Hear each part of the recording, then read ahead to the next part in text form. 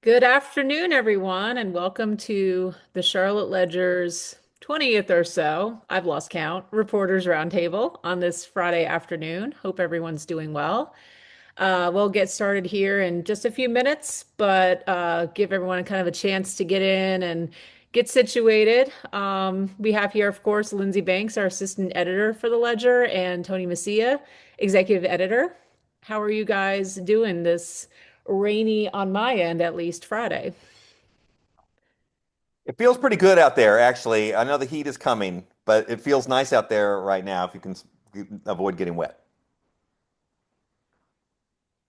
Yeah, I'm training for the Charlotte Half Marathon, so I have to go do a long run today. So I'm hoping that the rain, I think it is supposed to stop this afternoon, but What is yeah. a long run for you right now, Lindsay, in your training? I've worked up to 9 miles, so Awesome. yeah, almost there to that 13. What Oh, happens when, we're going to be approaching temperatures of potentially up to 100 this coming week, I think. What happens on those days? Do you just skip or do you do the treadmill? Treadmill, but that's pretty miserable. But I'm from the Asheville area, and so I go back to visit my parents quite a bit. And an 85, degree weather in the mountains is still cooler than an 85 in Charlotte. So sometimes I'll drive and go do my long runs there. A person commented, not looking forward to taking the train when it's 105 next week. Yeah, can't imagine the smell or vibes will be great for that. So, Ashley, before we get going, I wanted to ask you if you have any thoughts on the LaMelo Ball trade and whether that was wise of the Hornets. Tony, I'm going to defer to the experts on that, which I am not. I was very neutral on that news. Okay. What did you think? You're maybe more of the sports ball expert. Maybe Lindsay, you have an opinion as well. Take it Lindsay? away, Tony. I don't know. My younger brother is big into NBA, and I don't know. I think LaMelo Ball seems to he's become a figure in Charlotte sports, and I think he has a legacy he's leaving behind. But I don't know. I think it'll be interesting. The joke right now is that he's off the roads, and his he's known for getting into some fender benders. So I think for that sake, people are, happy to pass him on to Minnesota. Does Yeah, the I mean, do Charlotte roads get safer now? oh yeah, one of the other jokes from Charlotte Squawks last night is now it was a move toward having Charlotte achieve its Vision Zero goals for 2030 of having no traffic fatalities. So that was a good one. Well, someone else commented in the chat, it won't be the Hornets' last move. Mark my words. I guess we'll see. Well, anyway, we'll go ahead and get started here. Welcome everyone to the Reporters Roundtable. This is a thing we like to do periodically here at the Ledger to talk a little bit about the stories behind some of the headlines. And feel like a broken record at this point, but the last couple of weeks, once again, we're pretty busy here in Charlotte. I was out of office last week, but Lindsay and Tony did a stellar job covering, a lot of big stories that broke last week. And some of that kind of carried into the early part of this week, of course, with the mayor selection on Monday night. Tony, you went down to City Hall to cover that. What was that like? And what do we know about Rob Harrington? Yeah, so this is a process that had been in the works for a few weeks. The mayor, Mayor Lyles, announced she was resigning in, I think it was early May, and so this is a process that has played out, since the first part of June. Rob Harrington, was selected by the city council as mayor on the second ballot. It wasn't a unanimous choice. There were five finalists. It came down to Rob Harrington, who's a partner at Robinson Bradshaw, been very active in civic boards. And the other one was Carrie Cook. She was most recently at the Federal Reserve Bank of Richmond, well known in the community. Had worked for the Charlotte Chamber, had started a few different nonprofits. So it was really interesting. It was a divided vote. It was a 6-5 vote on that second ballot, and it's sort of a safe choice in a way. I mean, he doesn't. Rob Harrington doesn't have any political experience, but he's fairly well known in civic circles and uptown circles. He's on the library board. Was on the board of the Arts and Science Council, Tree Charlotte. I mean, a number of different different boards. So he's sort of well known. He's a litigator for Robinson Bradshaw, which is Charlotte's third largest law firm. And he has this sort of lawyerly way of talking too, which is similar to how politicians talk, which is they don't they don't necessarily answer questions the way you and I answer questions. They sort of answer questions, I think, with an eye toward not saying anything that's too objectionable. So, I think it'll be really interesting to see over the next year and a half, which is the remainder of Mayor Lyle's term, sort of how much of an effect he can have on this council. Yeah, I know you and I kind of were calling some folks on Tuesday to just get a sense of who this person is and what maybe we could expect for his 18 months or so as mayor as he finishes out Vi Lyles' term. But as something interesting, you kind of just mentioned this, Tony. It does feel like he's a sort of a safe pick, maybe a more traditional pick for what we would expect here in Charlotte, which is kind of happening at a time when we've seen a little bit of a shift on council. I guess, any thoughts on that as far as, why maybe he was selected when we are starting to see kind of differing opinions and maybe a little bit more questioning of business and development and other things here in Charlotte? It's a good question. I will give a quick plug. I did sort of get into that a little bit. Our podcast this week that should be coming out later today. I talked with Joe Bruno of WSOC and Steve Harrington of WFAE all about this topic. And it is kind of interesting because you do have these two divisions between the council, and this is sort of grossly oversimplifying, but you have one wing that's sort of progressive, community-minded, and then you have another wing that is a little more pro-business, traditional, and they are fairly evenly matched at sort of even strength, more or less. We don't really know, but most people would put him in sort of the pro business camp. Although if you look at the people who voted for him, it was not things got shaken up a little bit. You had JD Mazuera Arias, who's the council member who represents the East Side, East Charlotte, thought of as progressive. He voted for Rob Harrington. And you had a few other dynamics like that. Lawana Mayfield, Mhm. sort of independent. You don't often know where she's going to come down. She voted for Rob Harrington. So we don't really know. I think the thinking is that he's going to come in and give both sides a fair shake. He's adept. The people you and I talked with, Ashley, at negotiating, at kind of going into these situations where there's disagreement. And he was making the point, look, I'm a lawyer. Our whole career is based on disagreements and working through disagreements. It doesn't mean we're going to all get consensus, but we have a way of working through them, and we have a process in courts and on corporate boards. So I think both sides are sort of hopeful that he'll be sort of an honest broker and kind of let it play out. Yeah, that was definitely a sentiment I heard in the folks I spoke with. The negotiator thing came up. And I think a lot of people are hoping that with council kind of, meetings being described as chaotic lately, I don't think there's a sense that disagreement is bad on council. That's, just the nature of democracy and things of that nature. But even procedural items, it just feels like these meetings drag on for a really long time. A lot of council members kind of talking over each other. So it'll be interesting to see if Harrington, maybe as mayor can try to get some of that procedural stuff a little bit more organized potentially. We won't know, of course, and he gets sworn in next week on July 1st. But council is, of course, on break in July, so we won't actually see a council meeting with Harrington at the helm until August. Wanted to switch over to another leadership shakeup in, the Charlotte kind of political scene, I guess. The CMS superintendent, of course, last week, CMS announced that Crystal Hill, the superintendent, would be placed on temporary leave with pay. Lindsey, I know you have been tracking this as well as Tony. Lindsey, you want to kind of kick us off as far as what happened and what we know at this point? Yeah, so I guess it was last Wednesday. It's been a long week and a half. So I woke up and got a call from Tony that there was a rumor going around that Crystal Hill was out, and didn't really know exactly, what the language would be, fired or forced to resign or resign. And we, started calling people and calling board members, not really hearing much back. And, other media started reporting that she was out. I don't really know the language. I think that might have been the language that media, but nothing had been confirmed by CMS until I think it was like 6 o'clock that day. And then that's when it came out that she was placed on paid leave pending investigation. And Tony, I can't, the exact wording or reasoning for what they're investigating has something to do with like administrative decisions or something like that.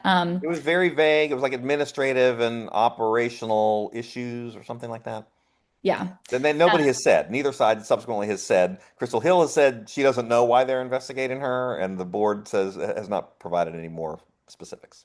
Right. And so as of right now, the deputy superintendent, Melissa Bachnight, is kind of assuming responsibilities as they investigate Crystal Hill. And I don't really know. I mean, the investigation, I believe, has started. And I think it was today or yesterday, they kind of shared a little bit more information about who's conducting the investigation. I don't quite remember who that is off the top of my head. The law firm Brooks Pierce.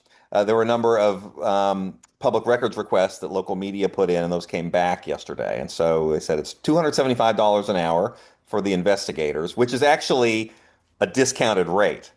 That's actually cheap for lawyers of that caliber to come in and investigate. And then they had some PR professionals that I think were 450 an hour, which was also That's kind of correct. interesting. Right. Real quick, you guys, what goes into, especially we're such a small newsroom, what goes into the decision making when you hear something early in the day? Maybe it's second or third hand. It's a trusted source, but we're not getting maybe a direct comment from the people directly involved. Can either one of you or maybe both of you share just kind of how you've thought about when do we break the news on this story? Do we try to break the news on this story? How much confirmation do we need to get before we run something? Because I think this is a challenge a lot of newsrooms face when we've got breaking news about a big, official in the city of Charlotte. I mean, I think our first move that day was, calling everyone we could think of that might know. That might have been in some of those closed meetings. Like they had a closed meeting, I think a few days before about personnel matters, and that was kind of the only explanation given. And so personally, I called board members and CMS communications, the board communications, got sent to voicemail. So couldn't really get confirmation there. And I know Tony called some people, and I think our thinking was we didn't have a first person source confirm, what had happened. So I think what we did is we kind of worked up a potential article, breaking news alert based off the information we had, and then just kind of waited to get, maybe another layer of confirmation before we alerted and, sent out that breaking news alert to our subscribers. I Yeah, don't so I just want to make the point, like this is kind of hard, and we encounter these types of questions every day. But the things that set journalists apart from people on social media is we actually need to be right, and we need to have things confirmed. And so, anytime I was always taught that in journalism, when you have something, you have an anonymous tip. I mean, we knew who the tipsters were, but you have to ask, like, how do we know this to be true? Because if you don't know it to be true and you put it out there and you just say, well, somebody told us this, okay, that could be factually true that we were told this, but you don't know whether the underlying information is actually accurate. So I was always taught you need to have somebody who is in the room, who is in a position to actually know that something is true. And we could never, Lindsay and I were not able to establish that. Now, other media made different judgments. Maybe they had better sourcing than we did. Or maybe they didn't, and maybe they were hearing it secondhand as well. I will say there were some organizations that came out and said Crystal Hill is out, she's not coming back. That might eventually wind up to be true. But I think some of them got a little over their skis in that because there's such pressure to be first. Like we got this tip at 9 in the morning, and my first thought was we could break this story that Crystal Hill was fired. But we weren't willing to do that at the expense of potentially being inaccurate. So we held off and we didn't put anything out. We wound up not putting anything out until after the CMS statement came out, which in hindsight, I think was the right thing to do. I mean, would we love to be talking to board members all the time and they tell us exactly what's going on before the press release comes out? Of course, that didn't happen with us. And so, it's a hard, I'll admit, it's a hard call. And Ashley, you were off last week. Otherwise, you would have been very involved in those conversations. Yeah, and it's a great example though, and that's why I wanted to bring it up of how we are making those decisions almost minute by minute, especially in a breaking news situation. And I'm someone who does love a scoop and loves to break a story, but there's so much weight and responsibility that comes with that, especially with such a big story as this. And especially with a team as small as ours, especially with me being out, it's hard sometimes to know if you're making the right call in real time. But anyway, I thought that ended up working out. And I feel like our approach was a good one. While we're on the topic of CMS, real quick, I know Lindsay, you've been kind of following this K Needs Play campaign that a bunch of CMS parents have been kind of pushing for. Can you just quickly remind us what that is and what the update was on that this week? Sure. So back in March, a group of parents got together, formed a campaign called K Needs Play, started a petition basically asking for CMS to bring back structured play-based learning into kindergarten classrooms. And I spoke to parents and teachers when I originally reported that story in May. And, they had all kind of told me that CMS curriculum didn't have room for playtime anymore, and parents were touring kindergarten classrooms and there were no toys in sight, and it was just a major concern. And so they actually met with CMS officials, this group of parents and just advocates, and they've worked together and have a pilot program that's going to be launching in the fall across 7 elementary schools in the district. And they're just going to, I guess, slowly kind of just test the waters. And CMS said that, they're going to observe and, see how it works as far as, in like different classroom environments and staffing needs and, how it works with schedules. And then I guess we'll reassess at the end of next school year if it's something that they want to implement district wide. But it's a pretty exciting step. I know the K Needs Play group and a lot of parents, just the feedback I've seen on social media from this announcement this week about the pilot program. Everyone seems to be really happy that CMS listened and that they're open, and are starting this pilot program. Yeah, I think this all comes at a time when it feels like a lot of parents and maybe other folks too are questioning about screen time in classrooms. I know the iReady program that CMS uses, that was kind of called into question at the board meeting this week. Kind of feels like a thematic similarity to this conversation of how much screen time are our kids, exposed to during the school day, and is that a good thing or not? So we'll be curious to see kind of what comes of this pilot program, I guess, and if they kind of expand it. And we'll be keeping tabs on that. Another big story that broke last week, of course, was YMCA of Greater Charlotte announcing that they were going to sell the Morrison YMCA in Ballantyne. I know Tony, the South Charlotte aficionado that you are, we're all over this story. Can you tell us what you learned and maybe even beyond the sale, what the implications are? Because it feels like there's a lot of kind of threads to this story. And so we're talking about the Morrison YMCA in Ballantyne. This, incidentally, is a YMCA where I used to take my kids when they were younger. They have a very nice outdoor pool area, shallow little. We used to call it the what was it? The whale and the whale and the duck pool. They had these a little whale slide, a little duck slide. A very very nice place. Anyway, but yes, my phone started blowing up on. I think it was also last Wednesday. Last Wednesday was a very big day.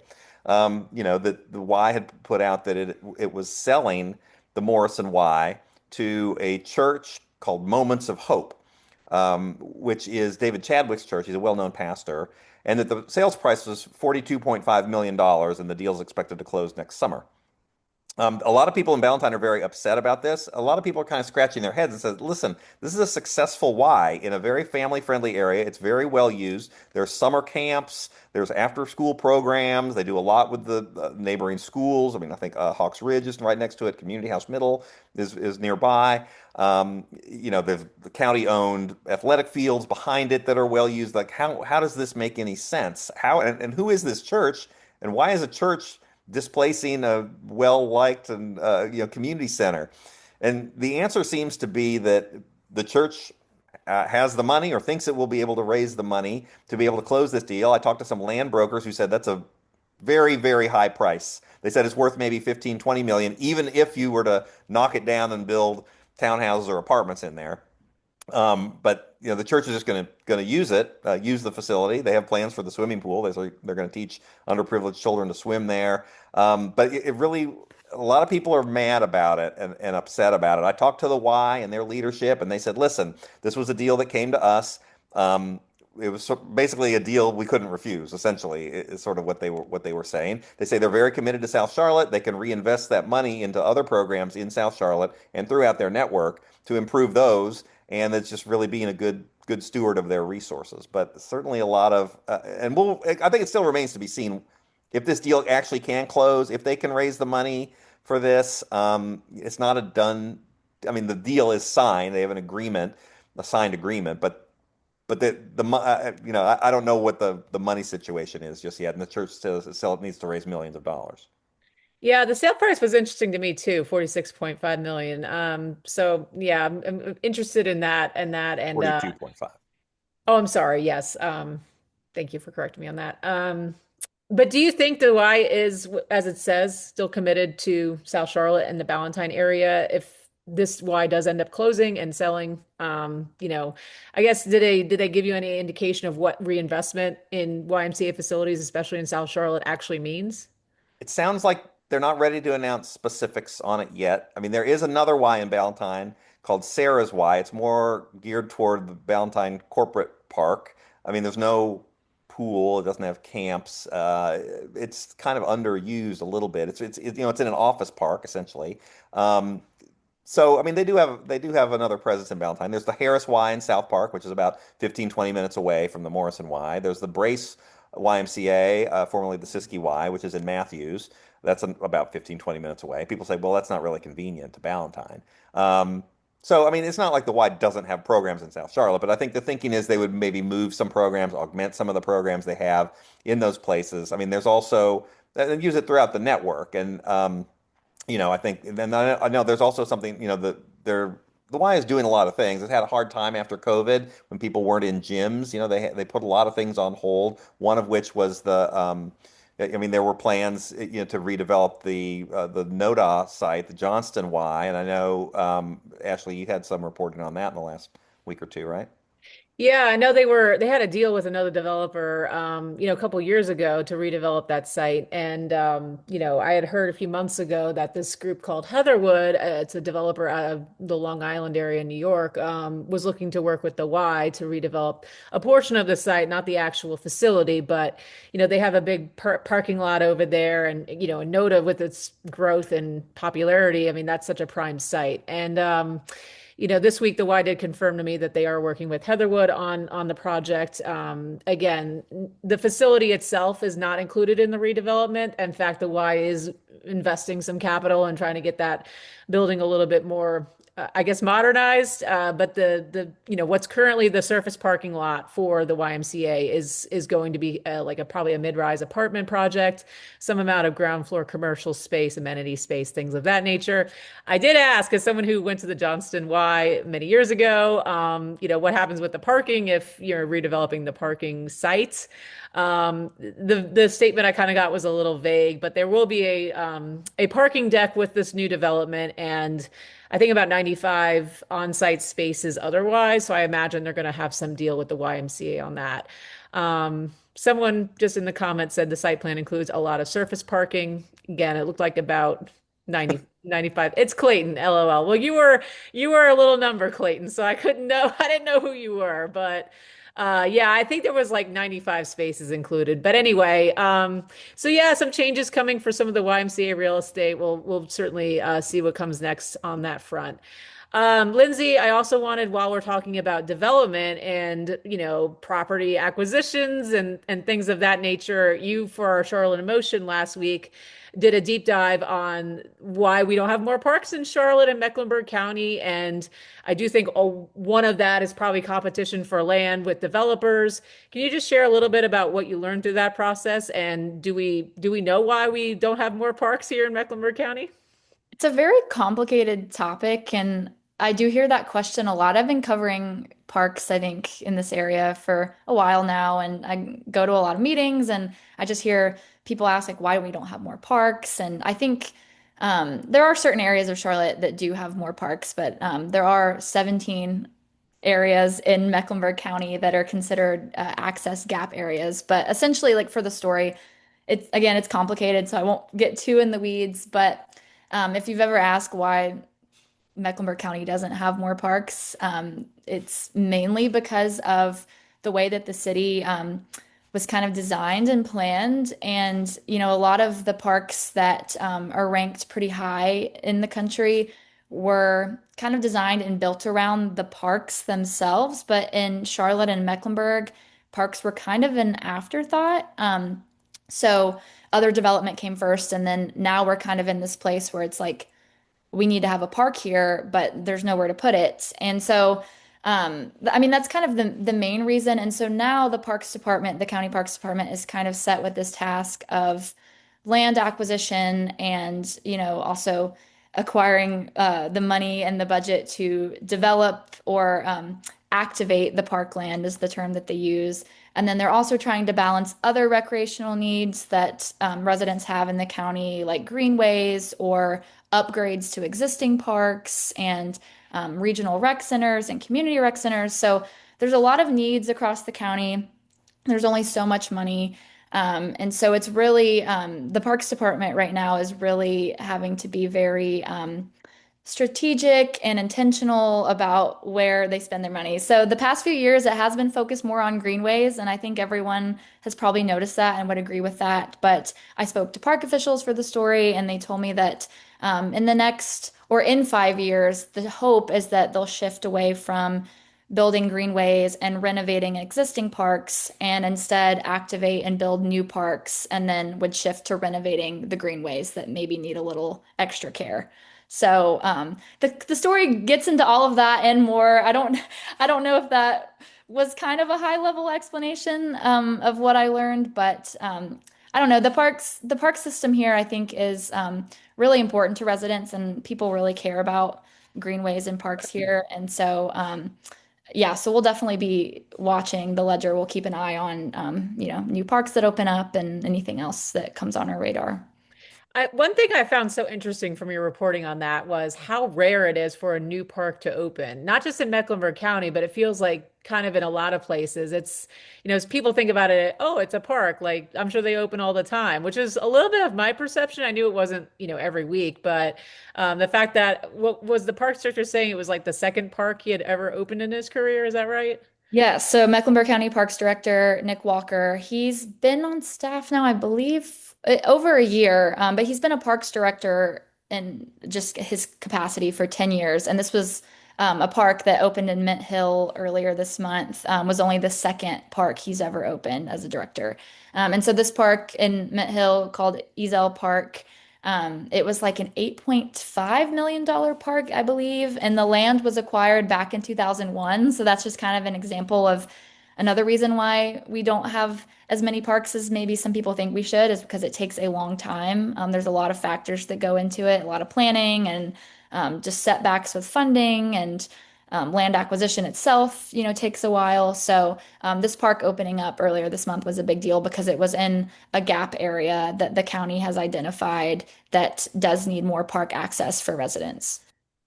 Great. No, I thought that was a really good piece. And, I don't cover parks, but I hear about parks a lot just with growth and development. So I'm glad that we were able to kind of dig into that a little bit. And like you said, I'm sure more to come in the future. Want to be cognizant of everyone's time. So let's just get into a couple of quick things to end things up here. Lindsay, you did a piece this week on, a chef, I guess, in Western North Carolina who received a top culinary award. And I know Charlotte's been talking all about its elevated dining scene and the prestige is sort of coming to Charlotte, but it seems like we're not the only region in North Carolina that might be seeing that. Can you tell us a little bit about your story? Yes, so like you just said, Ashley, I think Charlotte is a little obsessed with its culinary scene, and I mean it's growing and it has grown a lot, and there's a lot of nominated, and we have a Michelin star restaurant counter that's here as well. So it's not that Charlotte hasn't won awards, but with this cycle of the James Beard Awards, which I believe were announced, was it last week, I guess? Last week or 2 weeks ago. And we did have some Charlotte restaurants and chefs up for awards, but in the category of Best Chef Southeast, the chef that won is a chef at a restaurant in Leicester, North Carolina, or Leicester is how I was taught to pronounce it, but I think Leicester is what the locals call it. It's about maybe 15 or 10, 15 miles outside of Asheville, but it's basically like a farm town. There's not a lot going on over there, just farms and residential homes. And the chef owns with his wife and operates a 50-acre farm, and it's a rescue and animal rescue as well. They have Highland cattle and capybaras. I don't know how to pronounce that. I don't think I've actually said that word out loud ever, but it's a type of, I think, rodent. But anyway, so they have this restaurant and it's private dining only. So you have to make a reservation. It's not like you can just walk in and be seated. But he won Best Chef. And I think it's just really interesting that this, and it's called Montgomery Sky Farm. I don't think I've said the name of the farm and the restaurant, but I just think it's interesting that this chef, I don't want to say he's like a no name, but I just mean I had, never been on my radar, and it's in this really small town in Western North Carolina that doesn't ever get any type of media attention. Okay, largest rodent in the world, someone says in the comments, a capybara. Okay. But anyway, so yeah, so we just kind of thought that was interesting. Tony and I were talking about it last week. And thought it would be interesting just to write it up and look more into this restaurant, especially because the culinary world and the awards ceremonies in the culinary world is seems to be very important to Charlotte right now. Yeah, I know. I did a podcast with Kristen Weil, of course, of Unpretentious Palate a couple weeks ago, and we got into some of that. I find it all very fascinating. I would not call myself a foodie by any stretch, but it feels very Charlotte in some ways. Sort of this talk about, are we why don't we have a James Beard yet? Like, even though we got a Michelin star, just a few months ago. So anyway, maybe final topic here. Alan Greenspan, of course, the former Federal Reserve chairman, did pass away this week at the age of 100. There is I don't want to call it, maybe it's an homage. I'm not really sure if that's the right term, but there is a sort of commemoration to him in Charlotte. Tony, what's the deal with that? Yeah, I did not know this. I think a lot of people don't know this, but those four statues at Trade and Tryon Street, one of them, there are four aspects of Charlotte's character. One of them is commerce, which seems appropriate for sort of a business-oriented city. And the sculptor Raymond Caskey, when it was dedicated in 1995, said that it's the one with there's a gold miner. There used to be gold around here, gold miner, and then who's mining for gold, and then it runs off into the head of a international banker who looks a lot like Alan Greenspan. And the sculptor said, "Yeah, that's Alan Greenspan. He crafted it after Alan Greenspan, the former Federal Reserve chairman. So his likeness is right there at Trade and Tryon Streets. Alan Greenspan passed away this week at the age of 100, influential global banker, but lives on uptown." That's right. Awesome. Well, anything else you guys wanted to talk about? I want to make sure we give people their Friday afternoons back. We won't be doing one of these for a bit, as of course, there's the July 4th holiday next week, and the week after that, we're actually pausing our daily newsletters to do a series. Lindsay, I don't know if you want to give a quick plug to that, or if we're saving the reveal for a later time. I'm sure we can share that. I think we could share. We're calling it Hidden Gems, and our longtime arts critic Lawrence Topman, who we partner with on our arts newsletter, Topman on the Arts, he over the past couple of weeks has gone out to five hidden gems of the Charlotte area, mainly museums, and I'm not going to say where he went, but mostly museums. Maybe an exhibition. I don't know if that's the right word to characterize it, but five places that don't get a lot of attention normally. And he went and experienced them and wrote them up. And I think it's great timing because as summer's approaching, a lot of these are indoors. And as the summer vacation with kids, I think most of these are kid friendly, if not all. So it'll also maybe inspire our readers to try these out this summer if they're looking for something to do inside. So, yeah, they should be really good. I'm excited about it. I am too. I always enjoy reading Larry's stuff. Julie's iPhone saved me from having to do a big segment on LaMelo Ball. She says, I honestly have truly enjoyed LaMelo Ball and believe that he has genuine respect for the game, curating and perfecting his unique skill and talent for the game, and brought excitement and game hype. The Stars will change jerseys as the paycheck dictates. I enjoy supporting and attending live venues for all of Charlotte's teams. Nothing will compare to the vibe of the original Hive. I don't think I could have said it better, honestly. But any other thoughts on LaMelo Ball before we go? I do not have anything else to contribute, but No, I'm gonna miss his highlight reels. I do get those on my TikTok For You page quite a bit. All of his, he takes some pretty like risky shots, and for the most part, they pay off. Maybe not all the time, but yeah. I want to say the original Hive on Tyvola Road was really something, and I'm not guessing Ashley or Lindsay that you ever were there, but it was I mean out kind of suburban area, and they would just pack those games. I mean, I went to a couple of them. I had the good fortune going to them, and it was Charlotte was so excited to have an NBA team, and so um, anyway, so here we are. But now LaMelo Ball's gone. Somebody else will come in. That's the way it goes. so So loud. so loud, Julie's iPhone says. Awesome. Well, I hope everyone's July 4th week has the energy of the original Hive, in a very safe, manner, of course. But thank you all so much for joining us today.